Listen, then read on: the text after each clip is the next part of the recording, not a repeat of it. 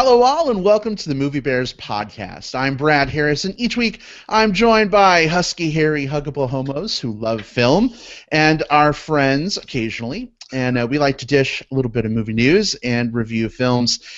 This week we have some special guests with us. We'll get to them here in just a second. But of course our normal menagerie of maniacal men, I don't know, I'm running out of M's, are with us. Jim Pugliafico. Welcome, Jim. Hi, and welcome to the podcast, everyone. And, of course, Will Lindis, our resident Movie Bears podcast garden gnome. Thank you, Steve, from SAC Movie Bears, is here with us as well. Welcome, Will. Ah, why do I surround myself with bears? Yeah. You royal boob. Nice. Nice. We have a big show this week. We are going to be reviewing Kung Fu Panda 3. But before we get to that, we have the powers that be behind the new documentary in the making / currently in crowdsource funding, Power of Grayskull. Rob McCallum is with us. Welcome, Rob. Hey, thanks for having me. I thought when you were giving those intros, the husky fellas, I thought you were going to talk about me there for a second. I thought I was getting star billing. You know what? If the noun fits, if the adjective fits, take it. Lots to love, right? That's right. You know it. And we've got Randall Lobb with us here as well. Welcome, Randall. Hey, I'm glad to be here. And it's a husky-sized jean is what I wore as a kid, so I think we're all friends here. Oh, there you go. Totally. There you go. Friends and family. We got you. We're your people. Do they still do that in the Sears catalog? I don't know. Do you guys remember that then, right? Oh, yeah. Absolutely. GWGs. Husky jeans. Oh, goodness. Oh, goodness. Well, guys, welcome to the show. We are so thrilled to have you here. Heard about your Kickstarter. Randomly ran across it on Facebook a few weeks ago, and I was like, holy fucking shit, a He-Man / She-Ra documentary? What? Super exciting. Maybe you can tell us a little bit about what you guys are doing and what this is all about. Well, first, let me just clarify. All the real fans know that this is much more of a Skeletor horde documentary than any of those other guys. So that's at least how I'm coming into it, right? I don't think I knew that. We would have got there, Randall. We would have got there. Skeletor focused. Yes. Well, interesting. Evil's more fun. Definitely true. Randall, I'll let you give the pitch this time. Okay, so we were just minding our own business making a documentary on Conan the Barbarian. It's called A Riddle of Steel. Feel free to check it out at Facebook or wherever. The definitive history of Conan the Barbarian, and we bumped into 3 instances of pure He-Man obviousness. And prior to The Riddle of Steel, we were making, and we made and sold Turtle Power, the history of Teenage Mutant Ninja Turtles. And our resident turtle fan, Isaac Elliott Fisher, our director of photography, would say, we should do He-Man next. And my partner, Mark Hussey, and I would say, nah, we probably shouldn't, and dismissed it out of hand. Why I dismissed it, personally, was because I didn't see the single creator story behind the franchise in the same way that some of the others worked out. But as I say, we bumped into He-Man 3 times, and so I said to Isaac, I guess we pretty much have to go with this. And basically what happened was there's the He-Man Conan tie. There was the He-Man Gary Goddard tie. Gary Goddard directed the '87 movie. Gary Goddard directed the live show that was at Universal Studios. And the third thing was we talked to William Stout, and he's great friends with Don Glut, and William Stout had worked on some He-Man. So Isaac said, you know, this is a sign. I said, you're probably right. And probably within, 2 weeks of that, Rob, you were there sticking your needles in? Yeah, because Turtle Power had basically just come out. You guys were doing a little bit of press for that. I had contacted Isaac since we were all basically from the same neighborhood. And 10 minutes into that conversation, I'm like, you know what would be great for a follow-up for you guys? He-Man! And how would I make it with you guys since I love it? So without even really knowing Isaac or any of their plans, other than a little bit of what they did to make Turtle Power happen, I was already pitching them He-Man and the Masters of the Universe as the next definitive film, because I really love Turtle Power. And if you guys haven't checked that out, please check it out. No joke, I've watched it over 20 times because the human connection to it. I mean, I love it. And now I kind of get to work with the guys that made it and take that same approach and learn their process to the thing that I loved growing up with, which was, Masters of the Universe. So in so many ways, it's like the stars are aligning, right? That is phenomenal. Absolutely. He basically, the timing couldn't have been better. I mean, literally, I thought it was too fraught with turmoil. I thought this is a franchise that, you generally you would look for a reboot. I didn't know that Sony. Well, how soon after did they put out the Battle Cat on Twitter? That wasn't long after or before the conversation we had, was it? No, I think that Battle Cat image came out between the first time I talked to Isaac and before we started seriously talking about a collaboration between us. There was at least one script iteration that had leaked. I think it was just maybe the cover that Devon Franklin had tweeted out, that famous pic. Yeah. But it was all right around, probably like within 60 days, all that stuff was starting to coalesce when we were starting to talk, unbeknownst to all those things happening. Yeah, when you're making these docs, it can be such a long play and such a big process that you're looking for what's the end point that works.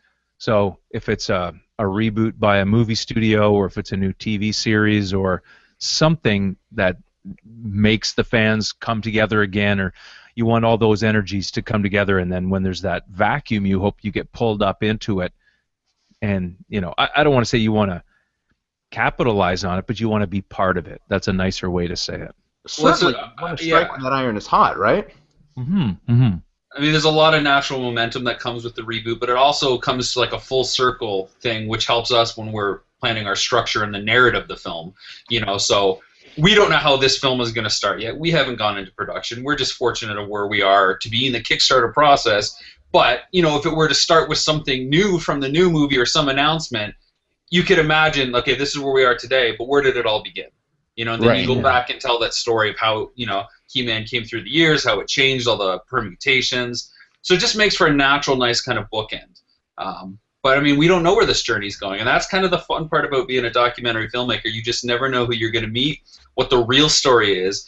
And sometimes you don't discover that real story until you're in post-production. Like Randall, I'm sure, once you started putting the perspectives together of all the different stuff with Turtles, and Conan, similarly, you actually got a different story than you were hearing day by day. Well, you know a little bit about this, Rob. I don't know if you're queuing me up on purpose, which is nice. I do my studying. I don't necessarily tell the other guys on the team what I'm studying and what my questions are and what my ideas are.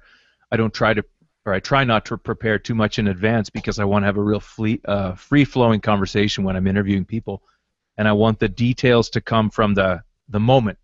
So I don't create a paper cut that I share. I do that on my own, and I have it private. And so when they go to cut, they cut without me at first, and then I come in, and I say, what about this, what about that? When I do the interviews, I don't tell people, here's what I'm going to say. In fact, when we interviewed John Milius for A Riddle of Steel, I was frustrated because they wanted me to share the questions in advance. I shared them in advance and then completely deviated from them because I don't like that feeling. And you're right, Rob. I'm really trying to have that immediate connection. I don't look at my notes. I look right at the person. I look right in their face, and I really want them to feel like the camera disappears and it's just two people really meeting face to face. And I think you see that on screen in Turtle Power, and hopefully you'll see that in all the docs we make, and I'm sure Rob will do the same thing. He'll get into that moment, and then you lose the plan, and you just have that excitement of what's happening right here, right now. And if you can put that on the screen, you've got a great documentary. We see a little bit of that connection in the teaser trailer that you guys put out for your Kickstarter thing, and that whole beginning sequence with the kid and the toys in front of the TV. It automatically draws you right into, oh, this is where I was when I was that kid's age. Not to mention he's wearing a cool Ringer tee, which I am a fan of, by the way. I can't believe it. Yes, I am I don't have one on today, but I'm a Ringer tee. Well, that kid is Rob, and that kid is Isaac. Yeah, and that kid is you guys too, and it's I everybody. think it's interesting because I'm watching that teaser trailer, right, and I'm just sucked right into it. I'm having all these memories and flashbacks, and they were to 2 days before I saw the trailer when I was watching He-Man eating a bowl of cereal at breakfast at 34 years old. You know what I mean? Not just when I was 5 or 6. Sure. You know, so I think it. God, it's so exciting to see this, and I'm very jazzed to kind of see this process and see where it goes. Rob, you mentioned you kind of have a personal history with He-Man. You watched him growing up, I guess, right? Was he your favorite cartoon growing up, or? Yeah, very much so. Until She-Ra came along, and then She-Ra became my favorite show. I mean, the storytelling I thought went a notch higher than what they were doing on He-Man. The potential for crossover episodes with all the He-Man characters. And I just really like the Horde as a faction of villains that had succeeded in taking over the entire environment of Etheria, except for the Whispering Woods, right? So there was just a lot that I liked about that, and the villains were actually marketed, I think, a lot stronger on She-Ra. And like I was saying when we started the show, I think what makes any kind of good brand worthwhile is the stable of villains. Look at Spider-Man, look at Batman. Those characters resonate because their villain stable is so strong. I mean, you can say the same thing for like James Bond, right? The villains are so iconic, and it makes the show so compelling because usually each of those villains have a shade of what the hero could be if the hero just made the wrong choice once or twice in their life. And I think you look at someone like She-Ra, who's trying so hard to be good because if it's all on her shoulders for success, otherwise they're going to be defeated. So yeah, He-Man and She-Ra growing up really defined who I am. Spider-Man, I like to say this quote, Spider-Man always gets, the credit for great power, great responsibility, but He-Man was the character that showed the restraint and the understanding and the knowledge of what that power is and how to use it. He-Man never killed anybody, so you look at an episode like The Problem of Power. Oh, I love that episode. That burden weighs on him, right? So much that he gives up that it's not worth having. So understanding and how to control and restrain the power that character has. That's important, and that resonates with a kid growing up who's looking for that empowerment. And that's a high concept for a kid's show. I mean, yeah, very. Definitely. Well, you're back to that Lou Scheimer. That he had a certain integrity that he wanted to build into that show. Mm-hmm. And just Google Lou Scheimer and the stories about him. They're pretty interesting. Mm-hmm. He was a really, really interesting guy, but he had a background that, if it's true, it says in Wikipedia that his father was kicked out of Germany for smacking Hitler in the face. It could be apocryphal, but you think about someone who fled Germany. I mean, that's someone who's seen some darkness, and he wants to put that kind of integrity and wants to put that moral structure into the kids show. That's cool. That's something I'm interested in digging into. And I was on the phone with his daughter Erica, and she said nobody knows how great a man my dad was, and that's the stuff that you dig out and you realize no wonder it resonated so much with kids, right? Yeah. Hey, back to the project a little bit. What is your kind of long range plan for getting this out? Other than Kickstarter rewards and stuff like that, what kind of vision do you guys have for distribution, or maybe even try to, depending on what you guys think of the product, whether you'd push for festival viewing or something like that? I'm gonna let Randall take this one. Rob is quiet. Well, as a team, we each divided kind of our own corner of how we do stuff, and the one thing you love doing is kind of playing the end game on this stuff. So I've just been, you do that, I'll kind of worry about Kickstarter, and we'll meet in the middle in production. So Randall, what are the general plans for once we're done? not even plans, but just your hopes and maybe this diabolical world domination plan. How do you take over the world? Yeah. Well, there are many ways to do so, of course. So Rob has something that he does. Well, I shouldn't say that he does. He doesn't do it all the time, I'm sure, but he did with Nintendo Quest. That would be a phase. You can roll out a documentary. You can go contact your fans. You can go to communities and take that show around. And that's good. That's successful. People have done it with very big movies, and people have done it with very small movies. And you build that groundswell. I mean, that's how Jaws traveled around America in 1975. So that's not a bad way to go. If you can do that, then that's a level. If you can get a studio interested that's making whatever the tentpole thing is, a He-Man movie, a He-Man series, or if they're at the same time rebooting any aspect of He-Man or She-Ra, what you can do then is try to get into the promotion and marketing around that movie, which is what we did with Michael Bay's Teenage Mutant Ninja Turtles and with Turtle Power. You try to say, I think we can be of service to the larger idea here from a franchise perspective. So there's that. There's a third layer. You can find a company that says, oh, if a big studio is going to spend $100 million making a movie and another 75 promoting it, we could put out that documentary and then kind of draft in the weight of that big promotional campaign, and everything that has that pixie dust on it from the franchise will get pulled along. So you can do that as well. You could also go straight to the manufacturer of the toys that owns much of that. You know, they own the franchise. They don't own, I mean, as Rob will tell you, the rights to the series is all split around in different places. But Mattel might say, no, we want to put out a He-Man documentary. You know, there are many people who could put it out in many different ways. Or you could go straight to a Netflix or a Hulu or a, you name the OTT of choice. There are a lot of options. And you go straight digital too. So you could be paralyzed by choice, or you could just make the movie, make the fan contact, and if you make the movie well enough and you tell a positive story that gets people excited, why wouldn't any one of those stakeholders somewhere in the value chain say this works for us and we'll aim as high as we can? And guys, this is where I'll kind of chime in, because this is what I love about crowdfunding. And I mean, this is, you know, my 6th campaign I think that I've done on, you know, where I've been part of the team, and I've consulted in other ones, but having raised over $100,000 via crowdfunding now, the real secret to crowdfunding is it's a little bit of research. You get a little bit of kind of market back from the people that would be interested, and of course Power of Grayskull is doing incredibly well. We're super fortunate, but ultimately it's advertising too.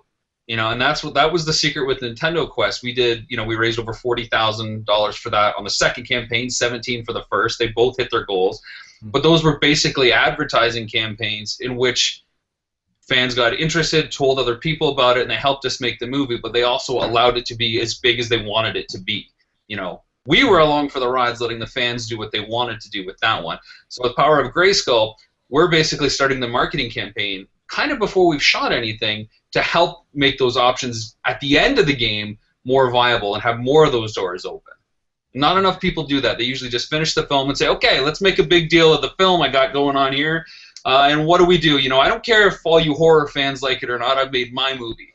So I think that's something that we've done that's really smart by trying to rope people in that are fans and get them on board, because we need to learn from you guys. You know, I mean, we like He-Man and She-Ra, we like pop culture for a bunch of reasons, but the more that we can kind of have these dialogues, and that includes podcasts like this, the better the end product will be.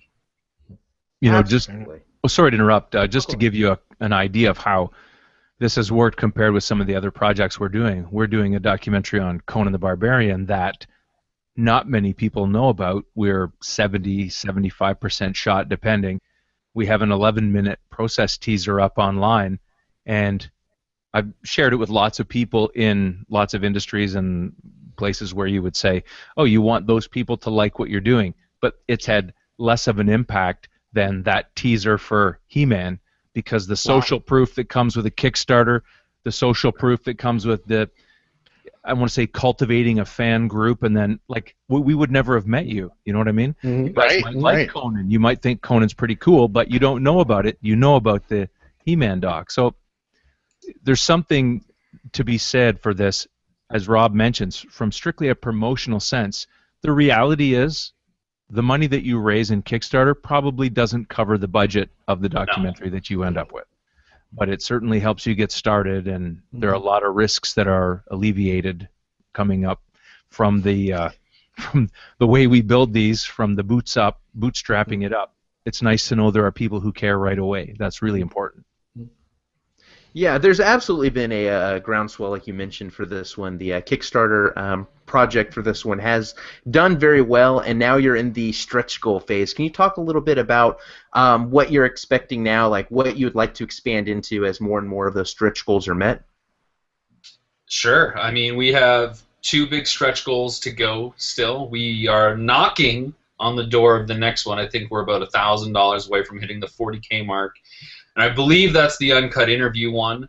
And Randall was on another podcast with me, and basically the cool thing about that is you get to see all these masters of Matu, as we call them, or masters of the universe, in an uncut kind of form where they're just themselves. And like Randall was saying, with the way that he likes to interview people, you just get that natural vibe from them, and to see like the people that are responsible for creating the show, and basically like informs you guys. It's really cool to see people like that, and more than a 15-second soundbite, or more than answering a question that they've been asked a million times. You really get to see the humanity that's in them, if you will. Pulled that one out.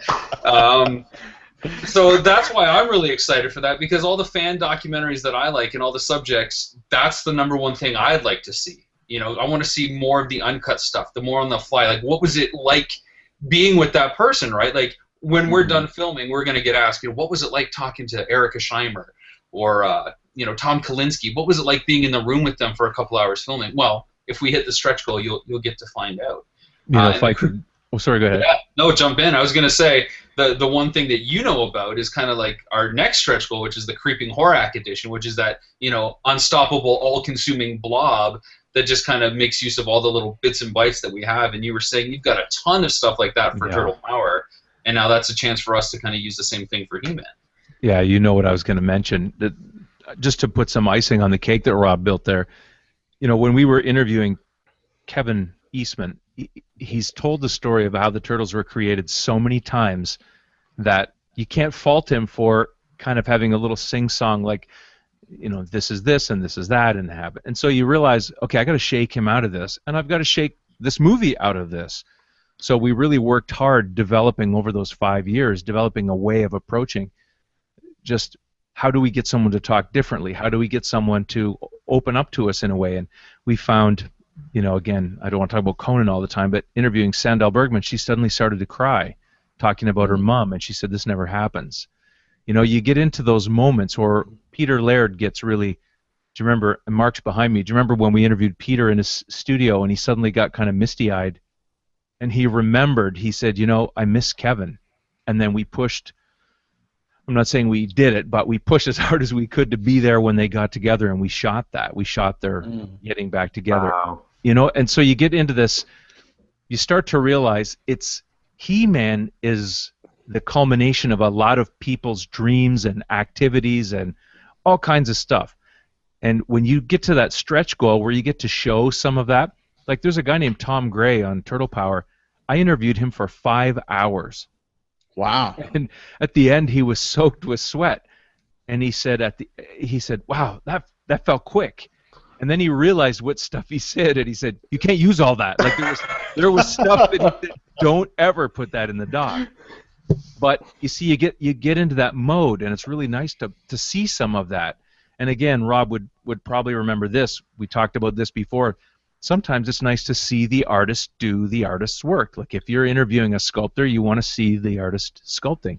And sometimes they kind of lapse into this really, you see them in their flow, you know what I mean? And he's just doing his work. Nothing breaks those soundbite, generic answers by dividing their attention between getting them to do something and answer a question, right? It's a cool trick, and there's a lot of cool stuff in Turtle Power where you guys get that. I mean, and that Tom Gray interview, it's probably the best interview in Turtle Power, to be honest. Sitting there on the couch talking exactly what happens. It's the most personal. You can see he's having fun reliving it. It's great.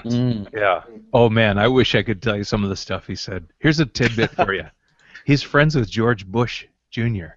Okay. Or they have mutual friends, and he was talking about golfing with him and all kinds of stuff. And you think, how do you get here? But that's the fun. You know what I mean? That's the fun. Right? You have people just talk about these human moments, and you think, oh, it'd be great if we could include some of those. And that's what Rob, really, the way that this Kickstarter's reward tiers work, it's Rob having seen what we did with Turtle Power, and Rob knowing so much about how Kickstarter works, and him really saying, this is what we can do. So we took his instruction in that regard, and I don't think he even knew how much Turtle stuff we left on the, sitting in Vimeo right in front of me right now. The more we talk about it, the more I'm salivating about discovering that the next time I visit Goderich, Ontario. You guys go for a coffee run. I'll just sit here in front of Vimeo for a bit. Let me just ask Mark, how many modules were there?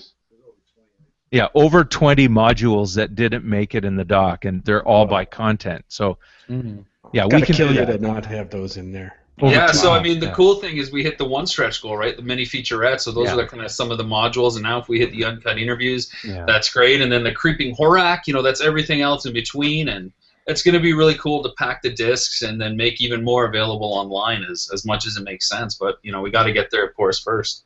Absolutely. It's fun to make those too, right? Oh yeah, especially because it's enjoyable. separate from the film in some regards. So you have a little bit the handcuffs. You don't have to consider what comes before or after. It can be a little bit of a standalone, but it's naturally tethered. So I had a lot of fun doing the Nintendo Quest ones. That's for sure. So it's very fan service feel. Yeah. That's awesome. Cannot wait. Well, speaking of which, why don't you tell our listeners, guys, how they can fire up their keyboards right now and donate some dough?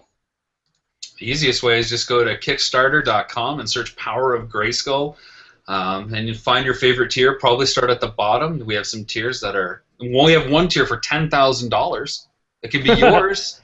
It's not claimed yet? Not yet. If you have the power, you can claim that. It sounds ridiculous, but have you guys looked at what that reward is? Not that one. I didn't get up that high when I. You got scared. Okay, no problem. You don't have the power yet. I thought I was getting enough goodness at my level. No, you're doing great. But I mean, just to kind of advertise that last tier, it's sure it is a lot of money, but we're going to try to get everybody we interview to sign, a poster. And a lot of these people will never see kind of each other again. So the fact that we get to be, kind of the champions of the Ark of the Covenant, so to speak, for everything He-Man. And get all these people together. That's a rare, once-in-a-lifetime document that, some lucky fan could have and frame forever in their He collection, if they will. But, you can appear in the film. You can have a Blu-ray. You can have an animated cell. We want Garden Gnome to appear in the film. No pressure. No pressure. You could maybe no pressure, but a little pressure. Will, maybe you could start a Kickstarter so you can fund a Kickstarter. Oh, I love that. That's super meta. That's a little bit more like GoFundMe to get into a Kickstarter film. Yeah. That's right, and I just need Indiegogo to get my GoFundMe going. I like that so much. Yeah. That's a good skit. I don't know. I have one quick question though. Have you guys had the thrill of getting your film on like a big screen in front of a big audience of fans and have that rush of excitement kind of funnel through you as creators of the product? How many times have you had that, Rob? There was about 15 times last summer, which was pretty cool. Oh, that's cool. That's cool. But to be honest, the one experience that we can share is the home screening of Nintendo Quest in London, Ontario, where we first premiered our little teaser for Power of Grayskull, basically just for that screening, and then all of a sudden it leaked out somehow to the rest of the world when we put it online. And when that first image, that minute-long teaser came, and the crowd just erupted. It was crazy. They started cheering the second they knew what Isaac is drawing in the first teaser we did. As soon as they saw the muscles and the Iron Cross on the chest piece, and of course the Power Sword and Grayskull's towers and stuff, they were already hooting and hollering. It was pretty cool. It's pretty cool. And I didn't tell anybody about it at the time either, so it was a huge I can tell you a surprise for story everyone. I've never told before. Please do.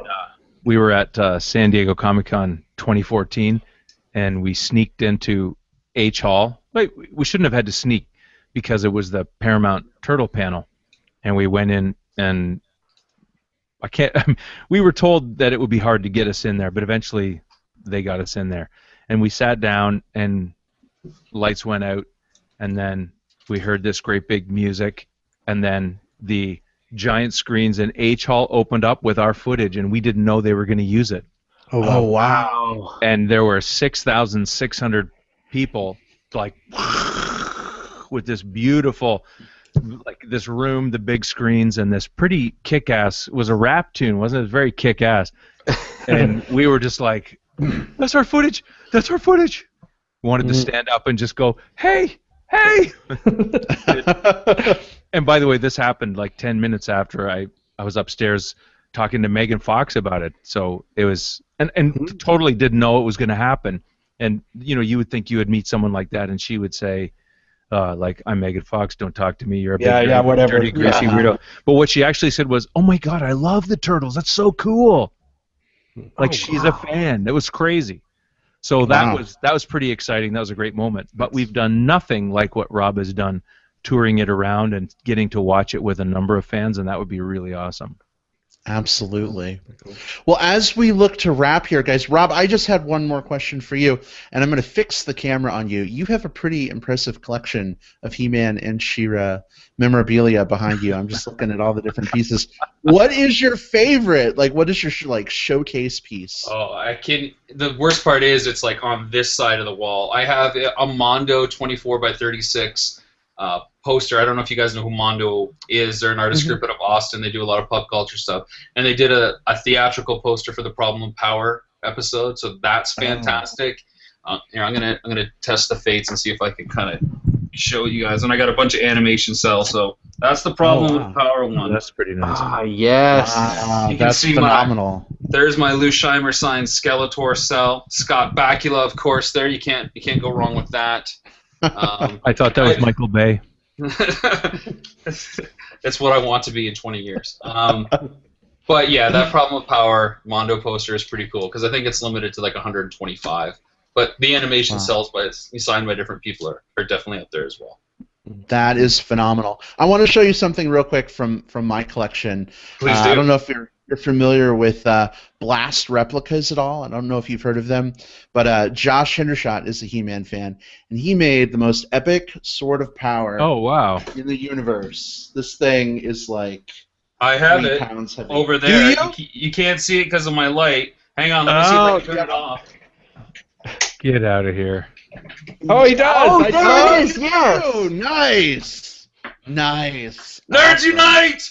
Oh, I love it. so cool. I just realized that you guys all look vaguely similar. Do I fit? Oh, you definitely. One of these things is not like the other. So what would be? Too old. Would he be? You'd both fit actually, but Really? But would we have Randall would be an otter? I hate the labels, but I guess. Listen, I'm bad at the otter at Listen. the label game. If you're going to have us on this podcast, at least you can do is say how we would fit. Like, if we would have a role. Unfortunately, listen, we've talked. I'm straight, but I'm a brother. Do you know what I mean? Absolutely. Brother, yeah, brother at I'm a arms. brother. No harm in talking. No. So we've got Randall the brother otter and Rob the brother bear, I guess. Mm-hmm. I'll take it. Okay, There now you go. ask me what's my wife's favorite animal. What is your wife's favorite animal? The otter. Whoa! See? You're an otter bear. Yep. The theme There of you tonight's go. episode It's is things that destined. were meant to be. Yeah. So great.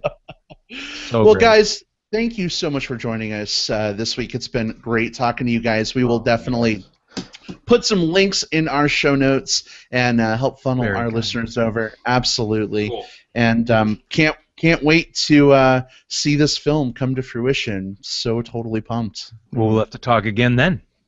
Absolutely. And go Yes. back and see those other films for sure. Yes. Totally. Turtle Power just like moved to the top of my queue. I'd like to hear what you think of it. That's for sure. I'd be curious. Okay. I'll let you know. Oh, yeah, Definitely. You might call me up and say, you know what, we're taking you off the list. You're off the list. Nah. You lost your otter badge. No. We're pretty sure you guys are speaking our language, so I think you're good. Yeah. Well, I think same- you're all right. Remember, nerds first. Nerds first. Nerds first. People That's right. first. People Nerds- Then nerds. People first, then nerds. Yeah. And then on from there, definitely. Couldn't agree All more. right. Well, guys, it has been an absolute pleasure. Thank you again, and we will definitely be in touch for sure. Appreciate you having us on. Thanks so much. Anytime. I don't know why my webcam has just crapped out, but it's probably for the best. Wow. We got to see the good stuff there. Yeah, there you go. Yeah. I'm cutting you guys off. Thanks for having us, guys. All right. guys. Good night, fellas. Take care, Take so much. care. Be Bye. Bye. good. I bet I don't know how to turn it off. That's the funniest part of all. That always happens. That's okay. Isn't that great? You know, I've never ejected a guest before, but you could be my first, Randall. I can't wait. I can't wait to be forcibly ejected, defenestrated from the room. Oh goodness! I think if you just close the window, you should be all Okay. set. All right, there we go. All All right, you guys, take care. All right. Great to talk to you. Good talking to you, Randall. Cheers. Take care. Bye-bye. All right. That's Woo! so much That was fun. Oh my gosh. You know, Skelly- I'm excited. I need to go back and catch those Yeah. documentaries, babe. We gotta figure that out. Absolutely. You know, I absolutely fucking love it. And man, I can't even articulate it. It's just so great to be able to talk to people who are obviously like so passionate. You know what I mean? Like everything they say and just how they look, you can feel it.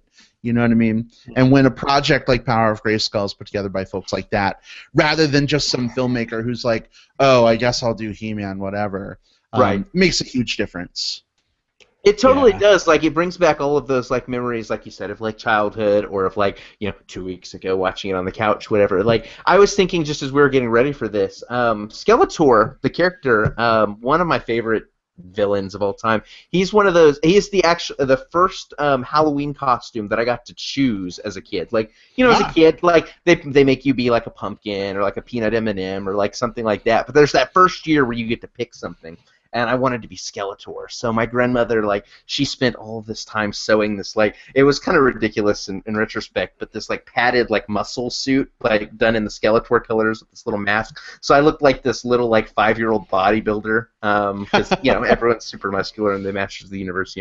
Anyway, so it's just, it brought back all of those great memories, just talking about He-Man, talking about Skeletor, talking about all this, just reminded me of some fantastic moments from my childhood. And I think that's what's so special about this project. I think I'm obviously not the only one. Brad, I know you're obviously not the only one. Oh, yeah. There's going to be a lot of people that are really going to be tuned into this.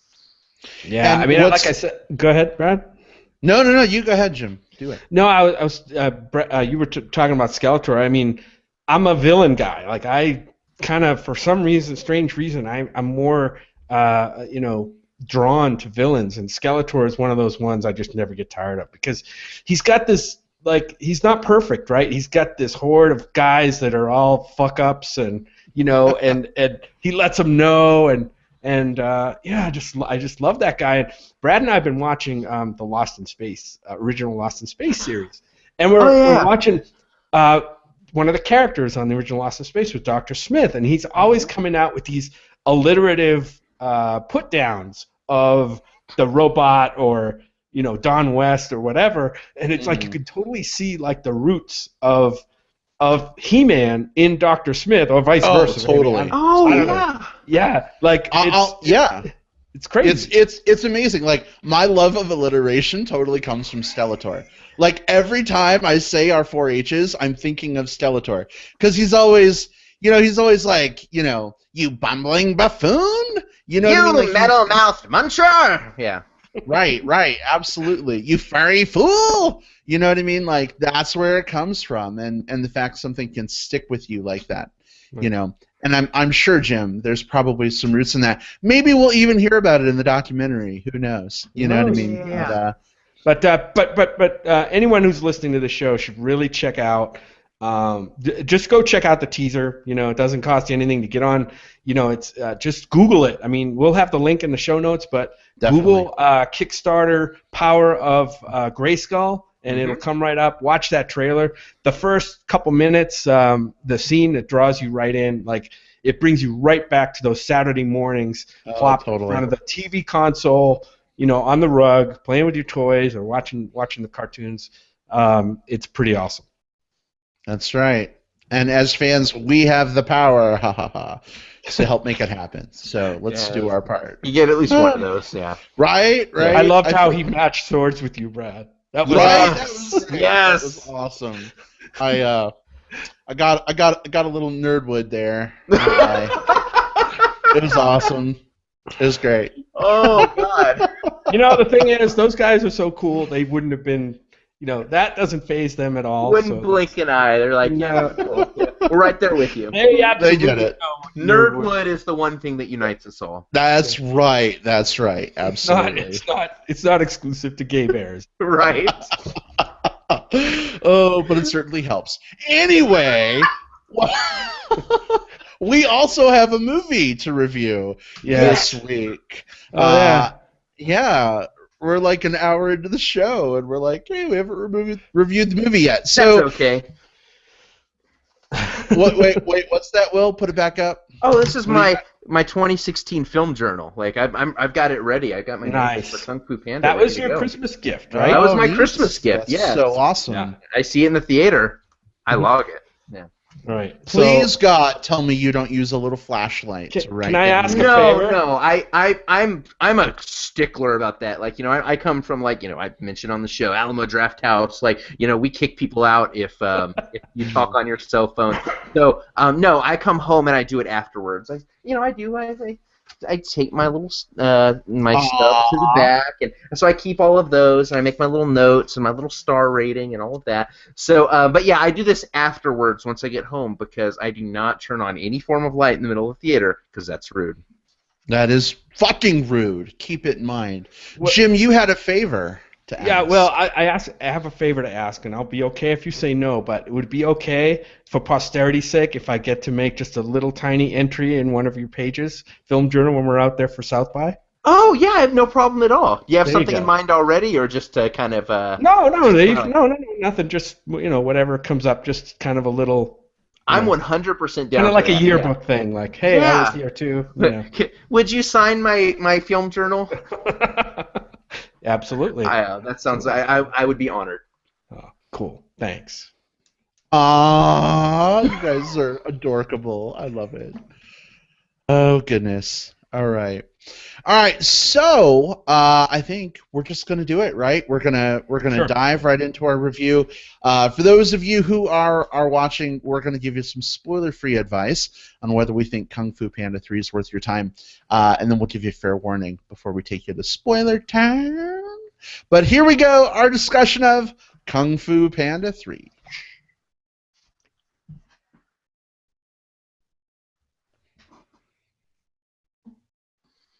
All right. So, Jim, why don't you give us the setup for this one? Sure. So, skadoosh! Here we are again, right? Our lovable Kung Fu Panda bear Po and his gang of martial artist animal friends return for some new adventures in the third movie in this animated comedy / action adventure franchise from China, from the company China Film Company and DreamWorks. Surprise, surprise. About a panda who is a devotee of a martial art known as Kung Fu, creatively titled Kung Fu Panda 3.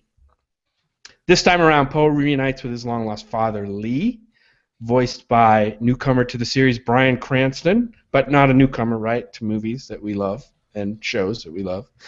The pair travel to a secret panda sanctuary. There they are forced to team up and try to thwart the ancient, supernatural, and evil force Kai, voiced by another newcomer to this series, but again, not an unknown talent, J.K. Simmons. And restore order to the Kung Fu Animal Paradise. Jack Black, of course, is back as the voice of Po, and along with Angelina Jolie, Dustin Hoffman, Seth Rogen, Jackie Chan, Lucy Liu, and David Cross, the kind of the regular gang that comes back. So, what did I think of it? I like the freshness of the original Kung Fu Panda. I love that movie, and I remember liking the second movie too. But maybe it's the fact that this is the third in the series that's kind of starting to feel samey to me. And I felt this one actually was a bit of a slog. And that's not to say it's necessarily a bad movie, and I think I'll explain a little bit more what I think about that. There are definitely some cool moments, and Brad, I know you're going to touch on some of the positive messages of the film that are definitely worth mentioning, but overall it left me just a bit cold and also a little bit shell-shocked, and some of the quieter moments I thought were the best in this movie that stood out, I thought, but because it's first and foremost, I think, a kids movie, the creators know that they kind of have to keep the jokes and the general silliness and the slapstick coming in a lot of the times, like a mile a minute. And maybe it's because I'm old, but to be honest, with movies like this and like the Lego Movie, which is also a huge audience hit, the quantity over quality jokes kind of wears me down a little bit. And robs a lot of the subtle charm from from the movie that I know is in there, and I see it in there, it just kind of gets lost. So I'm not going to tear it down for not being something that I wish it was. But instead, I'll give it credit for knowing exactly what it is and delivering solidly on that basis. I think it's definitely, again, not a bad movie for what it is. I think it'll play well for its intended audience, as a very light popcorny movie. Entertainment. Generally, kids, in a wide range, and families, I think, are the target audience for this. Visually, I'd say it's got very good CG animation. We did not see it in 3D. We saw it in 2D, but it still looked fantastic. It looked very crisp. I suspect, though, I don't know if Will saw it in 3D, but that might enhance its visual style even more. Again, I'm a villain guy, right? So it gets pretty interesting. It's got a pretty interesting and entertaining villain, I thought. Just hearing J.K. Simmons do his thing, kind of ham it up. So overall, I guess for me, not a strong recommendation. But if you're a fan of kind of that animated children's comedy adventures, and or if you could see it with some kids in your family or other family members, it might be worth a couple hours of fun at the movies. Otherwise, if not, I would say this is a rental. All right, Will, what about you? Yeah, I'm going to disagree a bit with you, Jim, in that I thought that this was probably my favorite of the three films. And the reason for it is, so with trilogies, you often have like the third film is the one that kind of drops off in quality. That happens a lot of times, right? Return of the Jedi. Return of the Jedi is kind of the famous one. I think you can also put Godfather in that category as well. The Hangover. The Hangover, although I would say 2 was also kind of a train wreck. But yeah, so with what I love so much about this one is I feel like, and it obviously wasn't intentionally done this way, because they didn't know they were going to make 3 of them when the first one was made. The first one made a bunch of money and they kept going. But this one feels like one of those trilogies where they really do a good job of bringing everything full circle. A lot of the themes and a lot of the elements that were showcased in the first one come back around in this one. The what it is to be the best you that you can be. We get to see some of that appear in that first film. As Poe is trying to figure out like who he is and how he fits into this role that he never expected to be in. This one, he gets to explore that while also getting to explore what it is to be all of those different things that we get classified as, whether it be a friend, as a son, as a, as a member of this group or of that group or what have you. We're all members of the bear community, and there's a lot of expectations that come along with that. So I loved that this film really took the theme of the franchise and I think put a good exclamation mark on it. This film knew what it was trying to say, and I think it said it in a way that's accessible to children. It also said it in a way that's accessible to adults, while without having to do a lot of those like kind of Shrek-style like adult jokes. Like I think this is a film that anyone can enjoy. Without it having to be lewd or without it having to go for kind of like subtle blue humor.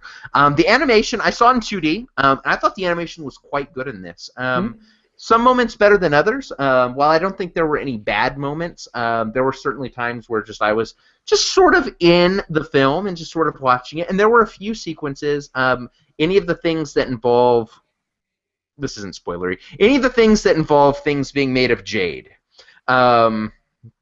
I thought were particularly well textured, particularly well animated. I found myself being drawn to just how beautiful those images look, as well as I think that some of the 2D animation that gets integrated within the series.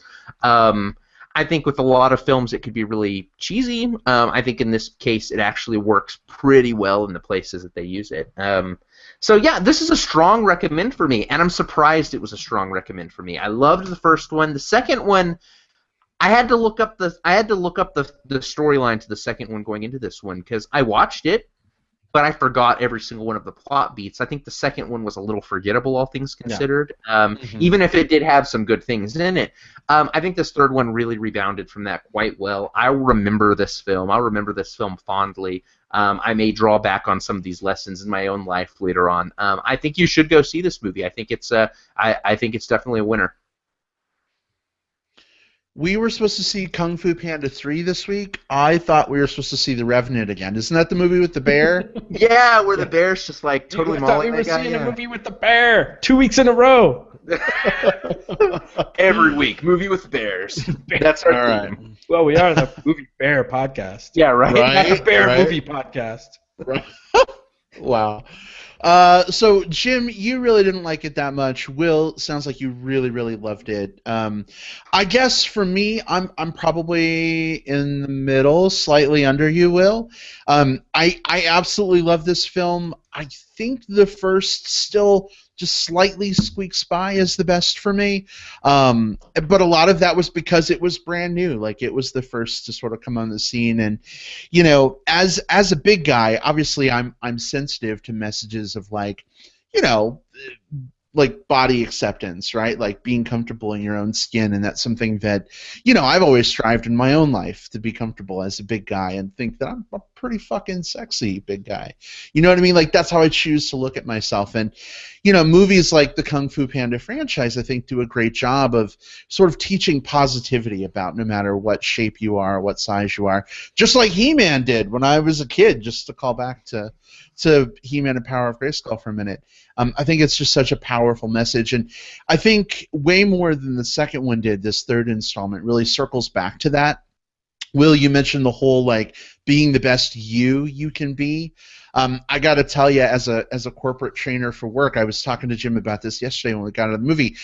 So much of, like, what I have learned about adult learning theory and how to get people on board and to learn isn't about imparting specific knowledge onto them. It's not about telling them what you know or trying to get them to be good at what you're good at. It's finding out what they are good at and then helping them to leverage that towards what they need to learn and how to be successful. And I think that's how you get people on board with you. That's leadership versus management. And I went all corporate for a second. Sorry, guys. No, But, it's absolutely valid. I'm waiting for the view graph to flash up on my screen here. But it's just funny. I was actually talking with some of my coworkers today about it who saw the movie over the weekend, and we all kind of had the same thought. We're like, this should be required watching for, like, all management. You know what I mean? Because this is I don't know. We won't go into spoilers quite yet, but I think there's quite a lot of wisdom to mine out of this movie. I definitely want to see it again. Absolutely, and I want to see it in 3D this time. Yeah, absolutely, no question. I want to give a shout out to the score, the music by Hans Zimmer. Once again, did a tremendous job. I was listening to the soundtrack all day today while I was working, and I just, it is so freaking beautiful. I love the idea of the whole two dads thing. It's in the trailer. Poe's Panda Dad shows up. Of course, we have Poe's Noodle Dad there as well, right? And obviously there's going to be some friction. I thought that was a fun dynamic. Yeah. But I also love the whole mysticism of, like, the panda village and thing, and we'll get more into that. But it was really funny. Like, at one point, it's like misty and we see pandas, and Jim is like, pandas in the mist. And all I could think in my head was Mists of Pandaria. Thank you, Yeah. thank you. I walked out of that movie and At least I got that from the movie. I walked out of the movie. I'm a former, like, severe World of Warcraft player, like, you know, way more hours per week than I would feel comfortable disclosing on this podcast. And I got my boyfriend into playing kind of lightly, and afterwards, I was telling him, like, I kind of want to play my Pandarin Monk again. And Right? It's like, yeah, it's like I almost resubbed, like, I almost resubscribed to World of Warcraft, like, after watching this movie. Well, it's Almost. totally. You got a Warcraft movie coming up, so it could fit right in. That's true. This may be the year that, like, I disappear into the black hole that is MMOs again. Maybe so. But I adore this film. On many levels. Like, as you know, I talk a lot about being best friends with my inner child. You know, I joke that we drink juice boxes on the couch watching cartoons. Like, this is totally something that my inner kid loves. But also, as an adult, kind of like with Inside Out, I think there are some complex messages here that as an adult you can sort of appreciate. And I'm not a parent yet. Maybe I will be someday. I don't know. We have cats. That doesn't really count. No, Well, yeah. Cats won't learn. Right. But, well, actually, that's not true. But I think it's also a great film if you're ever in a situation where you might have a kid or someone that you have to try and impart your wisdom of the ages to. As a parenting model, I think there's a lot here to pick up on as well. So I think, gentlemen, we've sort of hit the gamut, right? Like, we've got the low end, the really high end, and then the mid to high. Yeah. Yeah. Sort of somewhere. Yeah, yeah. Are we comfortable going to spoilers at this point, you think? Is there anything else non-spoilery to discuss? I mean, you already mentioned the cast. I think it's important to mention. Cast is good. A lot of big names. I don't think that necessarily. I mean, that helps sell a movie, no doubt about it. I don't think it helps make a movie better. I did like to hear, like I said, it's fun It's fun going into a movie like this and not knowing who's doing the voices, and then maybe try to guess who they are. This is a good movie for that if you don't know already, which I already mentioned earlier. But and it was fun to hear J.K. Simmons kind of he was great. Yeah. Kind of chew up the microphone as Kai. He's a fantastic voice actor, and I think that's what I was getting to. Like, I think, I don't necessarily care how big the names are as much as I care how good the voice actors are. Yeah, yeah. You've got two really noticeable, like, newcomers to the series, and that's Bryan Cranston and J.K. Simmons. And I think both, for me, knocked it out of the park. I think both did exactly what they needed to. A lot of the characters who were more foreground before became a little more background this time, and that's totally fine. Right. You have to share real estate. Right. And I felt like the balance worked out mostly pretty well for that, and I really like what J.K. Simmons and Bryan Cranston brought to this series. Well, it's interesting. Like, I go out of my way not to read about movies before I go to see them because, like, I don't want to be spoiled. I had no idea going in that Bryan Cranston was even in this. I didn't either. Like, I didn't know he was one of the voices. I knew J.K. Simmons was, and I was pumped about that because he's a great villain. But when I heard Poe's dad Lee, I'm like, is that? Oh my fucking god, that's Walter White! Yes! Like, he just brought so much heart and gravitas to that role. You know what I mean? Like, makes me a little misty in a couple places. You know what I mean? But I thought it was great all around. We have a live comment from Felipe Garcia from Real Comics. He says, great. Now I'm going to go play World of Warcraft. He says, Monk Panda Sake Bomb. He's going to go play during spoilers. So, Felipe, glad you could help reignite some of your love for WoW. Sounds good. We always love hearing from you, Felipe. Oh, goodness. All right. Well, guys, anything else, Jim? Any other non-spoiler thoughts? No, not really. Like I said, I think my reservation about this film is that I personally sometimes don't connect with the joke-a-minute movies, and this is definitely one of those. Unfortunately, for me at least, I know, I chuckled at a few, but when you're throwing out, several, rapid fire and only the occasional one lands, it gets a little numbing after a while. The story's fine. I don't really have any quibble with the story, other than if you have any vested interest in some of the other main characters, like you said, Will, that are in some of the previous movies, namely his sidekick team.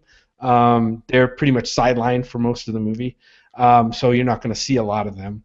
But yeah, I mean, it's the same reason why. I mean, a lot of people I know hold the Lego Movie really close to their hearts, and they love that. But to me, a lot of it just flew by me. Not because I don't get the jokes, but it doesn't hit my funny bone or whatever, so then I start looking at some of the other story beats, and this movie has some really good ones. There was one quote in the movie, and I can't remember exactly how it goes, and I think it's who's the other the turtle guy? Master Oogway. Oogway. I think it's he the one who said the more you have, the less you. The less Uh-huh. The more you think you have, the less you have, or something like that. And it was really great. I wish they had kind of explored that a little bit, you know? The more I think he said, the more you take, the less you have. Right. So true. Yeah. So which is a great one-liner. Would have been nice to maybe explore that just a little bit in that lead up to it. But yeah, and you know, you guys talk about a little bit about them circling back. I mean, so if they resonate with you, it's circling back to themes that the first movie had. And if they don't, it's like repetition. You know what I mean? It can seem like repetition. And that's kind of where it was for me. I mean, the whole thing about, yeah, we know you want to be the best you can be. I think they covered that like in the first movie, right? Well, I think the first one was a little bit more about like him trying to be more in coming more to grips with like a role that he didn't think he was comfortable with. I feel like the themes were in the second one was kind of coming to grips with who your family is, and this third one is coming to grips with all of these things together. So I feel like each one sort of added a layer to the builds a different element. Yeah, it definitely does. Yeah. Fair enough. Yeah, and I think we can, you know, when we get into spoilers, which I hope will be soon, I think we can maybe dig in a little further on that, because skadoosh. Is that? I think that's perfect. I'm gonna like end sentences that I don't know how to end with skadoosh now. Skadoosh. Oh yeah, I think we should do this because I don't know, skadoosh. Skadoosh is Panda for spoilers. Yeah, that T-shirt really looks good. Skadoosh. I got a question. Do these pants make my ass look fat? Skadoosh. Okay, we're good. All right. So here we go. This is your official Movie Bears podcast. Spoiler warning. If you've not yet seen Kung Fu Panda 3 and you value your virginal innocence, now is your time to step away for 10 minutes, then come back for plugs. And yeah, but spoilers are totally fair game. I want to talk a little bit about the adding on of layers, right? So the first movie was really all about sort of realizing that you can be more than you thought you could be. The second movie is sort of like realizing the strength and love of your family and accepting that and being part of that. And then the third movie, like you said, well, it's kind of putting those things together, right? And using those things to sort of forge your future in a way, right? If you're comfortable with who you are, you're comfortable with who's around you, then it's time to be who you can be. And this whole Dragon Warrior thing, I mean, even from like the opening animation in the first film, right? When we're seeing like the story of the Dragon Warrior, like we are now circling back to this, like when the pandas and Poe's noodle dad like do their chi thing, and Poe like becomes the Dragon Warrior in the spirit world. Like we're kind of getting some of those elements, right, visually that tie it together. And I really appreciated that they circled back, because originally this was not planned as a trilogy. I don't even know if it's a trilogy now, because there's talk of a fourth, fifth, and sixth film, and I don't really know about that. But I don't know. I love it when franchises go out of their way not to like fan service themselves, but to go back to some of these touchstones they've created and weave them together. As long as it's done organically, that's the thing. Like, and I feel like that's where this really works for me. Is I feel like this really added to the story each time and brought it home. And I'm right there with you. I don't think. I would not be interested in seeing any additional ones. I feel like this put a really good button on the storyline, because this film here closed off with saying, each of the previous films said, here's one of the things that can make you a great you. And this film basically looked at it and said, but really we're all of these things. And I thought that was such a fantastic way of pulling that together. And it's a very... I mean, it's a really, I don't want to say it's a complex thing for a child to think. If we really think about it, yeah, of course, we are multiple things to multiple people. But I think the way that we came across it here, I felt like it got the point home without it feeling overly lectury. I feel like, you know, if I was a child or as an adult, like I can absorb the themes just kind of naturally. I also like that this film, compared to the previous two, I feel like it's the growth of the Poe character, right? I feel like this is the first of the three films where he wasn't really a fuck up any of it at all through the movie. Like both of the first two, like he had moments where he did something dramatically wrong, and then like the other Furious Five members were like, "We don't even trust you anymore," and like they turned their back on him until he can save the day and all of that. And in this one, like it's a more, he is more comfortable with the team. They didn't recycle that beat. Like he certainly had some clumsiness at the beginning, but they didn't like. If you go back and watch the first two, the Furious Five are kind of dicks to him all the way through the first two movies. And even when he messes up the training in this movie, like they're just kind of like, okay, like they've come to respect him, and you get to see that more. And I liked that. I liked that it didn't recycle that same beat, and we got to see Poe growing in other directions here. Well, and that's such a big part of it. Like in the first couple movies, there's always sort of this like reticence of destiny, right? Like him accepting who he is and what he's supposed to do and coming to grips with that. And in a way, he's sometimes running away from it, right? But one of the things I loved in this movie, and it was something just very simple. After Poe realizes that his dad like doesn't know the whole like Panda Chi thing after all, Poe doesn't run away. What does he do? He makes himself a fucking Kai training dummy and starts like practicing with the dummy. You know what I mean? Like you sort of get this sense that he is dedicated to being the Dragon Warrior, to saving everyone, to doing what he can do, and he doesn't always know how to do it. But at this point, he's sort of accepted that mantle and is running full force belly gong with it rather than running away from it, which I thought was great. Yeah. One little thing I noticed with his dad, right? They kept saying, "Oh, you're the spitting image of your dad," but the dad, if you noticed, had like in the dark spots of fur had the start of like some gray fur speckled in, and I thought that was just like a really nice touch. It didn't make him look just like the same version of Poe. You know what I mean? They gave him a little aging characteristics in the animation, which I thought was cool. Definitely. And I thought there was a cool message, too, about Poe sort of like learning what it was to be a panda, right? Like he's learned what it is to be the Dragon Warrior. He's learned what it is to live in the Valley of Peace. But now he's finding out that these things about himself that he thought were weaknesses, like sleeping past noon, you know what I mean? Like being so big he can like roll down a hill. Like these are actually things that in a way can be strengths for him. They can be turned around and leveraged. And again, I think it just speaks to the message of this film that, if you think that you're terrible because of your body or your personality, there's always something there that you can turn around and forge into a good thing. You know what I mean? So it's better not to dwell in the negativity and do something with it instead. I think it's cool. Yeah, there's always ways for us to grow as human beings, and I think that's one of the points that I forget if it was Oogway or Shifu made early on in this film. About like if you only do what you can, if you only do what you can do, then you'll never be more than what you are, or something like that. Right. It's hard to remember all of like the the kind of the fortune cookie-isms that you kind of hear in these types of movies.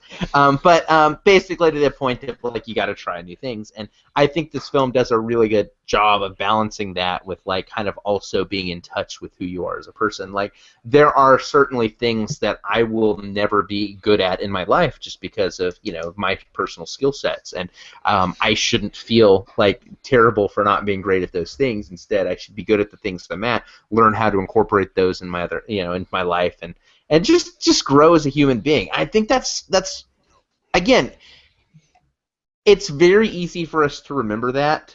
It's very hard for us to put that into practice. Like, we read it. I said fortune cookieism. It's very easy for us to read that type of phrase and say, "Oh yeah, I get that," but still internalize and like still feel really crappy when we can't do all those things that other people can do.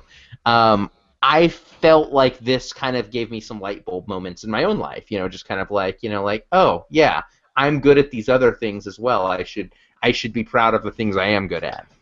Absolutely. Plus, it's given us a whole new realm of fan fiction. Like, now that we know Poe can whooshy finger himself into the spirit world, I'm looking for some Poe / Avatar: The Last Airbender team-ups in the spirit world. That'd be awesome. I would read that. The internet is already running wild with it. It's I'm crazy. sure it exists. I'm I sure. sense another homework assignment coming up. Oh yeah. Like we need some sort of Crossover homework assignment. Yeah. Who would do better in the spirit world, Poe or Aang? If Aang had to fight Kai and Poe had to fight Fire Lord Ozai, who would win each matchup? It'd be a little out there, but yeah. So, all right. Well, we literally have 5 seconds left on our Kung Fu Panda 3 discussion, and now it's all gone, literally right now. But any final thoughts on the film before we move on to plugs? No, I mean, and like I said, just because it didn't resonate with me, I'm sure, I think the thing's doing very well on Rotten Tomatoes, so I think it's going to be a fairly successful film. When we're talking about the cast and like some of the returning people and some of the starring people and some of the new people, one person that I think is maybe overlooked in the discussion as probably one of the kind of the heart and soul characters was James Hong's voice acting as Mr. Ping, which is the bird daddy, I guess. Dad number one. Dad number one, the adoptive dad. I felt like he had more business this movie. He had more to do aside from just like making dumpling jokes. I really thought he did a fantastic job. Like whenever he had a scene, especially something that involved kind of like trying to figure out if he still had his son's affection and just trying to navigate like what a tough situation this might be to suddenly have your son's biological father show up again. Right. Right. I felt like that was some really good voice acting. Like, I really felt all of those, like, what were supposed to be like emotional moments. I felt them from James Hong. So just wanted to call him up. Yeah. I have to say that for a while in the movie, I actually thought that the whole thing about Lee being his dad was kind of like a trick or a ruse at one point. I really thought they might have been going for that at one point because his dad was, because he was not sure of, how to impart any wisdom to his newly acquainted son. He was kind of standoffish, right? He was kind of a little hesitant in his dealings with Poe, and I'm like, what's behind this? Like, is there, I didn't know if he was just kind of maybe faking it for a reason or whatever. It was just an interesting thought that I had in the movie, during the movie. I just really love it, and Jim, I think that totally comes from the fact that obviously he didn't know anything about fucking chi and how all that worked, right? Right. Yeah. But I love how the My Two Dads sort of come together eventually, right? They both sort of deal with their emotional baggage, and you get the sense that they're going to become friends. You know what I mean? There's even one point in the film where, it's during this big, crazy, epic battle, right? And all of a sudden, like, they're fighting together. I think they, like, come out in this armor, and in unison, they're like, double dad defense! Yeah. You know what I mean? And yeah. it was so awesome, like, seeing them sort of working together and fighting together. And, I kind of want to see a spin-off movie or 30-minute comedy show with them as the odd couple or something. I'm surprised. Dads. Yeah, I mean, when they mentioned the two dads thing, I'm like, oh, that's awesome. I think they just kind of went right up to the line. Whereas if they had pushed it any further, you would have had the Christian right coming down in this movie, like insanely about they're pushing their agenda again, blah blah blah. I could totally see that happening if they had pushed it a little bit more. Mm. Yeah. Like, oh, you know what? I have two dads, and so what? That would have been a little over the top. For some. For some, not all. Yeah. Will, I don't know if your joke made it through on the audio, so you'll have to say it for us again. Oh, it's pretty yeah. I would like to call this show My Foo Dads. Nice. My Foo Dads. Awesome. Love it. All right. Good stuff. Well, I tell you, going into this third movie, after seeing the second one, I was like, my God, why are they doing another one? this is going to be awful, like diminishing returns. I don't even know why I'm seeing it. And it ended up being my second favorite of the series. It was phenomenal. So maybe there are plans for 6 movies, and maybe in my head, I can't imagine a 4th one being any good. But who knows? Maybe it could be. You know what I mean? It's possible. I will go see it if there is. But I agree. I think it's going to be really hard to move this series forward, because this felt like just the perfect capstone. You know what I mean? Perfect hat put on the top before it walks away. I would be okay with sunset. like, if you're gonna do it, like this is maybe the point where maybe Poe's story is done and it's, you know, another generation down the line or something like that, because it really does feel like Poe's story came full circle. But there's a lot of places you could, I guess, go with this story. You know. So yeah. I'm right there with you, Brad. I was not expecting this one to be any good. I ended up absolutely adoring it. So as much as I'm poo-pooing the idea of additional ones, I guess if they come to it with the same level of quality and the same level of energy that they did here, I mean, I guess keep them coming. Yeah, I'm jealous. Yeah. I'm jealous of your movie experience. All right. Well, let's move on to some plugs. Will, what have you got this week? So I'm going to cheat quite a bit this week. Bear with me. Don't cut my mic. Don't edit this out. But normally we like to plug one movie. Sometimes we get ambitious and we plug 2. But I'm going to plug, get this, guys, I'm going to plug 5. No, we don't have time. This one's nice and easy, though. Just read the title. That's all you got time for. If you get a chance, and not all areas have this, but because we have the Oscar nominations that have been out around this time of year, the shorts features are all bundled together and put together as one feature. So I had a chance to see the live-action narrative shorts, and it's 5 films: Ave Maria, Shock, Everything Will Be Okay, Stutterer, and Day One. And it's a good program of short films. Certainly there's ones that I liked more than the others, but by and large, all of them were quite enjoyable. And I know not all markets have this. It's you know, if all you have is just kind of like a regular multiplex near you, you may not be able to see it. But look out for these short films. I don't think short films necessarily get the amount of love that they deserve. I think we you know, even us on the show, we tend to bias towards feature films, and I think that's because that's what our audience biases towards. But check out this short film when you get the chance, or if not, here in a couple months they'll be available for video on demand. You can watch them there. I'm especially excited about one called Everything Will Be Okay, which is a very intense German psychologically disturbing film that had the woman next to me after it. Like, I didn't even know her, but her arm was like clung into, like, kind of digging into mine, and at the end she sighs, lets out this deep breath, and says, I hope the next one's a comedy. Because she was just so tense watching it. So and I felt the same way. Like, there are several times where we're just looking at each other just going, and I don't even know this woman. So anyways, check out the Oscar live-action shorts. They're a lot of fun. Definitely worth your time. Awesome. Yeah, we get them, Will, at the Loft, but not. They'll be starting on the February 11th. So gotcha.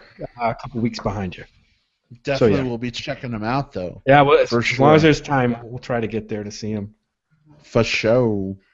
Let's see. For me this week, I just want to put a bug in some of our listeners' ears, maybe.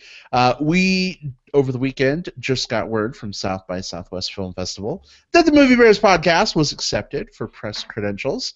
All 3 of us are going to South by as press. We're very excited about that. This will be our third year? Third year. Wow, that's awesome. Of attending South by, and we are super pumped to be heading down. I mean, Will, you live there. But it's still a special thing. We're going to be staying with Will and his partner Scott. Thank you for taking us in, Will. Seeing like 45 movies over 8 days. It's going to be crazy.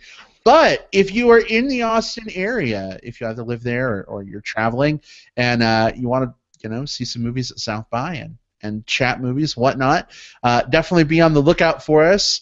Find us in line. We're kind of hard not to miss. We'll be wearing our T-shirts at some point, I'm sure. But just look for the handsome, hunky, hearable homos. Yeah. Yeah. Absolutely. Just do it. We're like three bears walking in a pack, so we'll be there. But yeah, find us, chat us up. We made some great friends last year at South by. Adrian, Charlie, we adore you. We are so bummed you're not going to be there this year, my friend. But we will totally Skype you from the Express Pass line, and it'll be like you're there with us. So it'll be good. Definitely. Anyway, Jim, what have you got?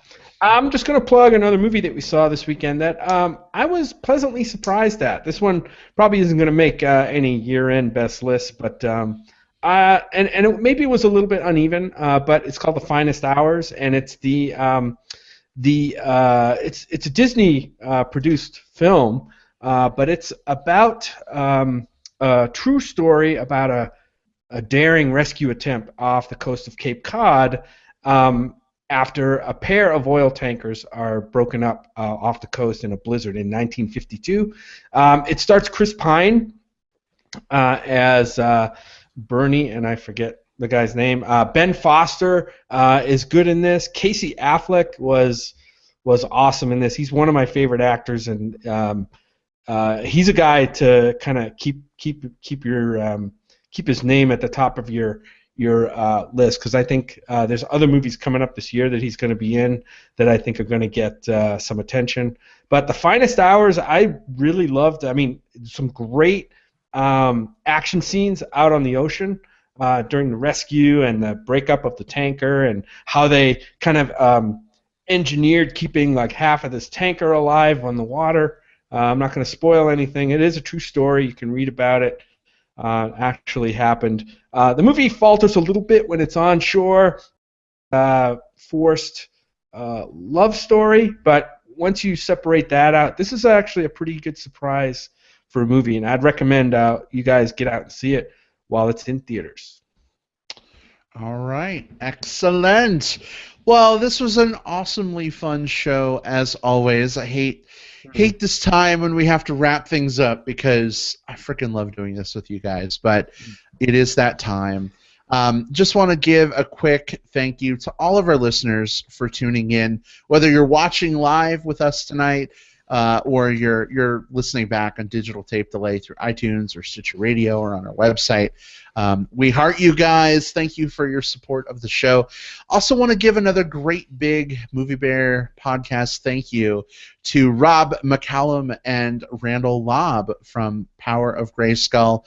Again, head over to Kickstarter or just Google Power of Grayskull. Make sure to send some of your dough their way. If you loved He-Man, as a lot of folks do, you want to see this documentary made, that would be awesome. And get some cool perks.